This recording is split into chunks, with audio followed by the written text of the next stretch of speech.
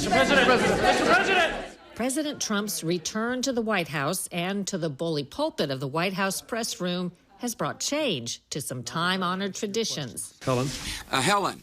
My question is, Was it high time that this change be made, do you think? I actually think it's high time that a change be made because the media landscape has changed so much. Please. This week, a look at a shifting media landscape and how it's being driven by the president. 97% of it was just like horrible. And the media's own misdirection. Do you feel as though already the press perhaps is dialing back? Maybe there's something good that comes of it. Big sports and big stadiums cost big dollars. But when those dollars are your tax dollars, some are questioning who should pay. Public safety, education, making sure we have good roads and highways. Those are the priorities for people, not another stadium for the Bears franchise. This week, a look at some major stadium projects and who actually profits. And a step back in time to one of the bravest and most brutal battles in World War II, known as the Warsaw Uprising. We hear the living history of some unsung heroes.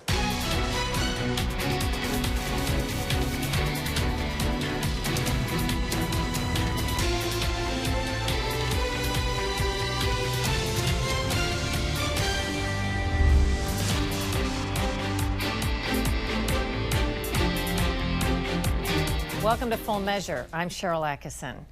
As Donald Trump charges into a high-octane second term, his dynamic with the media is undergoing a seismic change.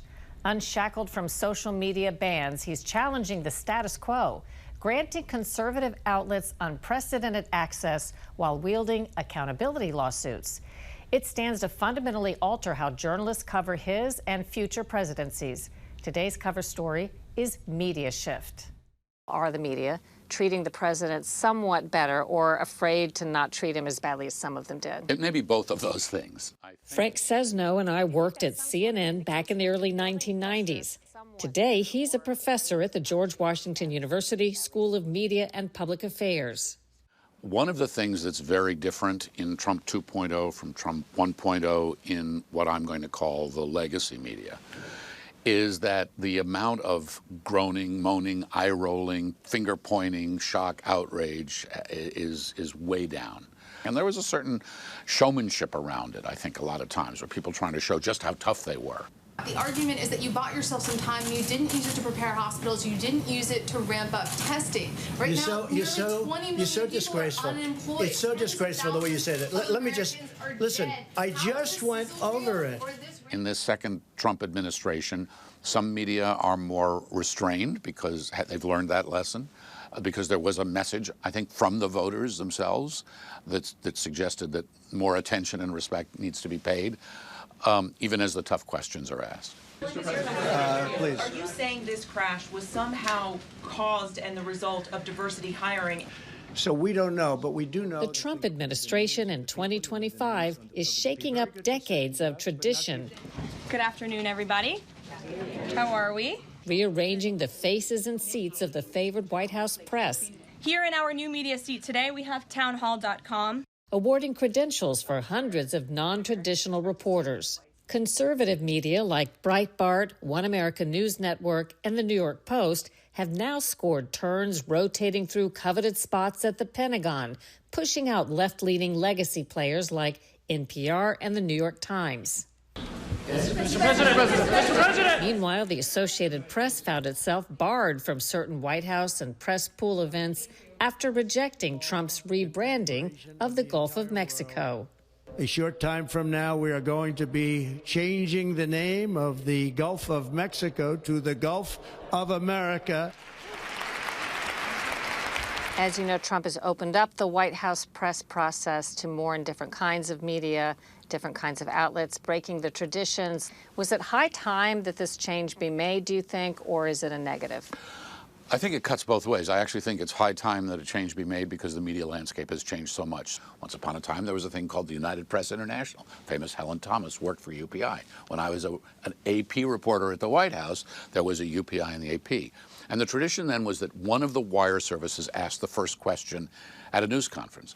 and I'll be glad to answer your questions. Helen? Mr. President, would you be willing to hold the summit meeting in Moscow if it would be best for President Yeltsin's political health? Helen. Your decision to invade Iraq has caused the deaths of thousands of Americans and Iraqis. So everything's changed. Does it matter who asks the first question? Probably not. What I don't think is healthy at the White House is to have adamantly pro-Trumpers or adamantly anti-Trumpers who are opinion media leading the way in places where we need facts and information. Well, one little issue came up. Some of the people, for example, at CNN during Trump won, they weren't opinion media really, but they were very anti-Trump. So there was this blending of who's who. If I may ask one other question, Mr. President, if I may ask one other question, are you worried? That's enough. That's enough. Mr. President, I was going to ask one of the other folks. That's enough. Pardon me, ma'am. Mr. President, that's enough. Mr. President, I had one other question, if I may ask, on the Russia investigation. Are you concerned that you may have? I'm not concerned about anything with the Russian investigation because it's a hoax. That's enough. Put down the mic. Mr. President, are you worried about indictments coming down in this investigation? Mr. President. I'll tell you what, CNN should be ashamed of itself having you working for them. You are a rude, terrible person. You shouldn't be working for CNN. I think that's a huge problem, and I think it was a mistake that CNN made in Trump won. In our recent interview, President Trump reflected on media coverage during his first term and second run for president. 97% of it was just like horrible. And it was really crooked. It was really dishonest. And I think I fought them well. And now I'm actually winning awards for the fact that, a lot of that stuff is coming due now. He's talking about awards under his legal offensive, another game changer under Trump 2.0.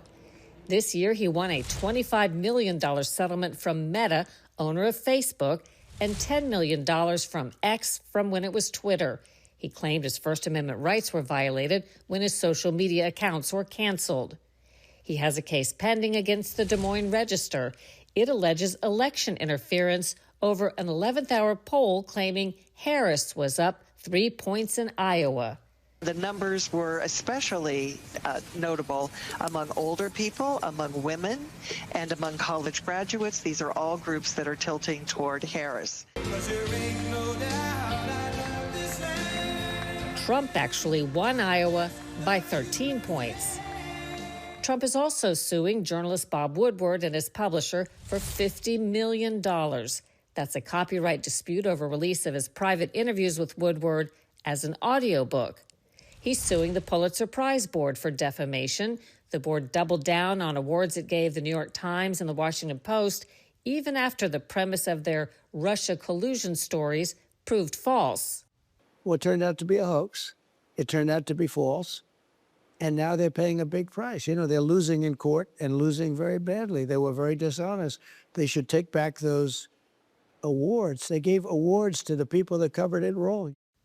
And there's a $20 billion lawsuit against CBS News. It alleges 60 Minutes deceptively edited a Kamala Harris interview to remove some of her word salad.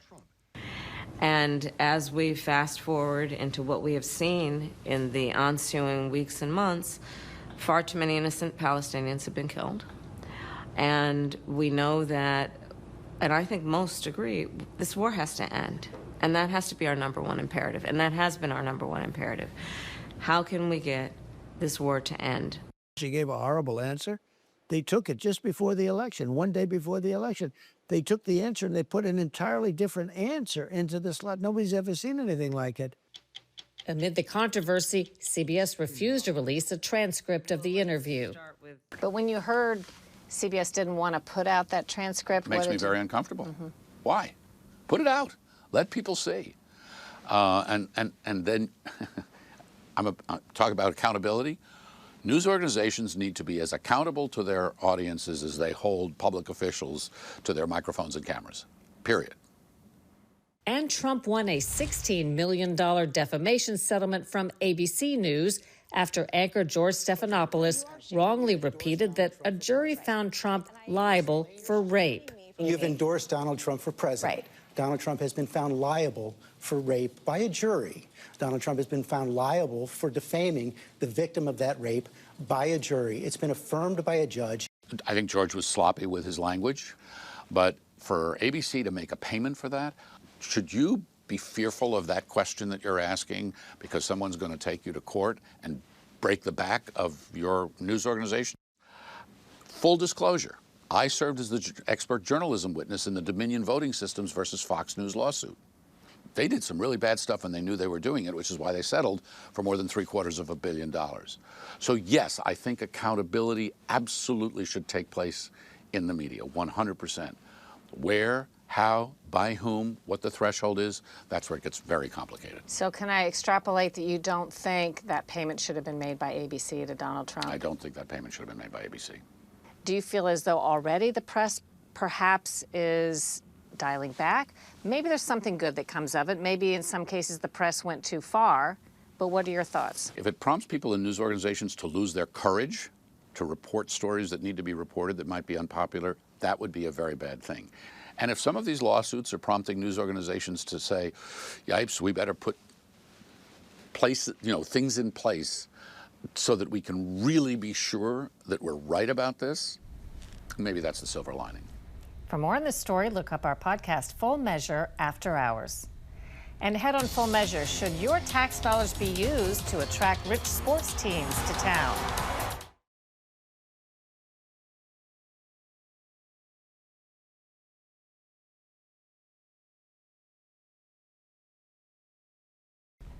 Taxpayers are funding more than half the cost of the Tennessee Titans' new $2.1 billion stadium, the biggest public contribution toward a stadium in U.S. history. It's supposed to be finished in 2027, but not without controversy over whether public money should be paying to lure rich sports teams to town. Lisa Fletcher investigates big costs and questionable returns. It is good! This kick sealed the Bears' win over the Packers, but couldn't erase their fourth straight losing season. For a team that hasn't reached the Super Bowl in 40 years, performance on the field isn't the only thing drawing criticism. The Bears have unveiled plans for a shiny new domed stadium on the downtown Chicago lakefront, which would potentially replace Soldier Field.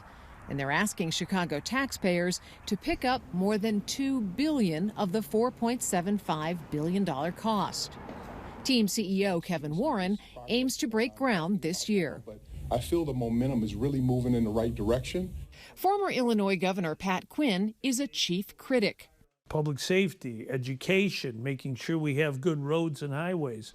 Those are the priorities for people, not another stadium for the Bears franchise. The taxpayers have to come first. Last year, Quinn was instrumental in putting an informal vote to residents of 8 Chicago precincts. It asked voters if they wanted their tax dollars to build stadiums for the Bears and the Chicago White Sox baseball team. Nearly 80% said no. That's what referendums are all about. They let everyday people, not just the insiders, the politicians, but people who pay taxes, have their voice in whether or not taxpayers should pay for a new stadium. The Bears say a new stadium will benefit Chicago taxpayers with a yearly boost in tax revenue, economic activity, and new jobs. Some cities report success. Las Vegas invested $750 million in public funds to build a new stadium for the Raiders. It's now said to be generating $4.9 million a month in tax revenue. Still, Quinn says the math will never add up. So to be clear, taxpayers in their communities don't earn their money back on these stadiums. It's all make-believe. I think the studies that have been made on stadiums that have been constructed find that all the promises are way below what originally was forecast. So I don't think it's a good deal at all for the public. That is money that is going straight into the pockets of billionaires. John Braille was a member of Stop the Arena. Stop the Arena! A Virginia group opposing plans to spend more than $1 billion taxpayer dollars on a new arena in Alexandria to attract Washington, D.C.'s hockey and basketball teams. He points out that even with the public picking up the tab, wealthy team owners keep profits from tickets, concessions, luxury suites, and naming rights. You make it sound like these sports team owners are trying to pull one over on citizens. Well, that's exactly what they're trying to do. What they really want is to get the public to pay for these stadiums they can then turn around and sell and make a profit. Breaking news: negotiations to lure the Capitals and Wizards to Northern Virginia have ended. The deal fell through last year after the Virginia Senate opposed it. What we think should happen is that if a team owner wants to build a new stadium, that's great. Build it with their own money. Since 1990, $30 billion in taxpayer dollars have been used to build more than 50 professional sports stadiums across the U.S., with the NFL getting the lion's share. Missouri residents spent $280 million on the Rams stadium, and when the team moved back to L.A., they left the public on the hook for debt that ballooned to $1.07 billion with interest. Hamilton County, Ohio taxpayers are holding the bag for $920 million for an over-budget Bengals stadium. The deal left the county in financial distress, forcing cuts to public services and raising taxes. Like everything else the government spends money on, look at it very closely. Transparency, accountability, long-term economic impact all make a difference. Tom Schatz is president of Citizens Against Government Waste in Washington, D.C. It's not unusual for governments to incentivize corporations to come into their communities, whether it's a chip manufacturer or electric battery manufacturer. Is that at all similar to financial incentives that pay for these stadiums? The chances of a manufacturing facility paying for itself is a lot higher than a sports facility because those jobs are full-time. People are working. They're all paying taxes. And that is not the same for any kind of sports facility. Back in Chicago, where the Bears ranked last in offense this season, former Governor Quinn says it's time to play defense when it comes to safeguarding taxpayer dollars. Would you think differently if they weren't 5-12 this year? No, don't get me wrong. I've been a Bears fan from birth, but I don't believe that the taxpayers should have to pay for the franchise to build yet another stadium so they can make millions and millions of dollars. It's not fair. It's time to put our foot down and say enough is enough. For Full Measure, I'm Lisa Fletcher in Chicago. Coming up on Full Measure, a little-known story of World War II heroism and some living history.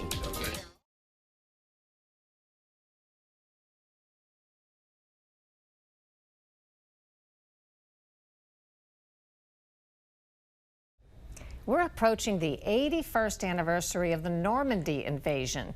It was a decisive victory for the U.S. and our World War II allies. Historians say it opened the door to liberation from Northwest Europe from Nazi Germany occupation.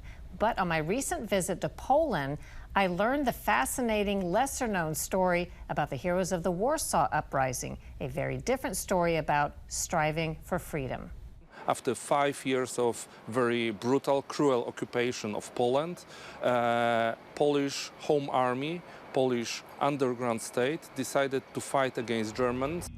Paweł Jukelski is with the Warsaw Rising Museum, devoted to the Warsaw Uprising. That was a World War II military revolt by the Polish resistance in 1944 to free the capital from German occupation. One of the most touching exhibits we have in our collection is this little prayer written by 8-year-old girl. She gave the prayer to her father, who was going to fight in the Warsaw Rising. He put it into wallet, and the wallet put on the left chest. As you can see, there is a missing part of it. This is where German bullet hit, but the bullet stopped on it, in the wallet, and he survived. So we can say that this prayer saved his life. Allied B-24 Liberator planes were a rare beacon of hope and support from the outside. So the Liberator plane, this is full-scale replica of the plane. They were bringing hope to insurgents. They were delivering airdrops to Warsaw. And we decided to build this replica on a special request of the veterans. So we created this plane based on original American plans from Fort Worth. which were declassified for that purpose because it was still classified as a weapon. And when we invited all the living airmen on 62nd anniversary, when we built this plane, they entered the museum and asked, "How did you put it inside?" And then we knew that the replica is really perfect. Sharyl, nice to meet you. We also found living history in Warsaw. But back then, we had no thoughts about any other things. We were so entirely focused on the uprising, on the sole goal of driving the Germans out of our country. Nothing else mattered to us. Zbigniew Ryski is 102 years old and took part in the Warsaw Uprising as a 21-year-old young man. And his father at that time was a commander of the Polish underground forces in Warsaw between February 42 and February 44. On the first day of the uprising, our orders were to take a hospital in Wola in the Western District. But we failed to take it over. We were immediately destroyed by the Germans. They overpowered us. For 2 months, Polish fighters took over large parts of the city and held off brutal Nazi forces. But in the end, they were brutally overpowered by Hitler and his army. The ensuing crackdown is called among the most brutal episodes of World War II. So why do the Poles today revere the memory? Warsaw Uprising was one of the most important events for Poland. One, Warsaw was destroyed, many people were killed, others were expelled from the city. But the most important, that it was fight for freedom, for independence, for democracy. The Polish nation is used to live and wants to live in freedom, wants to live in normalcy, and we're being prevented from that. That's what we're fighting for. And because of that, we were convinced that we had to win. We didn't win, we lost. But in the end, today, we can feel the effects of that fight. Today we are free, and we even help other nations, other people who fight for their freedoms. In the Warsaw Uprising, over 200,000 people were killed and thousands more removed to German concentration camps. After a break, what's ahead next week on Full Measure?